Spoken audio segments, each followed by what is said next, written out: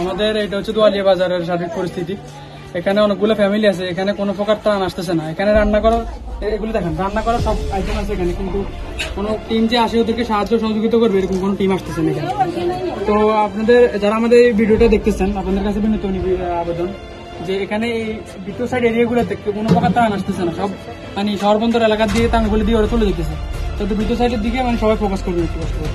আর আমাদের ভিডিওটা যারা দেখতেছেন তাদের উদ্দেশ্যে বলতেছি, আমাদের এরিয়াটা একটু ভিতর সাইড এরিয়া, নোয়াখালী বেগমগঞ্জ আলাইপুর ইউনিয়নের মধ্যে 7 নম্বর ওয়ার্ড দোয়ালিয়া বাজার। এখানে আমাদের কোনো প্রকার ত্রাণ আসতেছে না। আমরা এলাকাবাসীর উদ্যোগে আমরা 2 লাখ টাকা কালেকশন করে এখানে কিছু ত্রাণ দিচ্ছি, কিন্তু আদারওয়াইজ কোনো ত্রাণ আসতেছে না এখানে। তো এইদিকে একটু সবাই খেয়াল রাখি।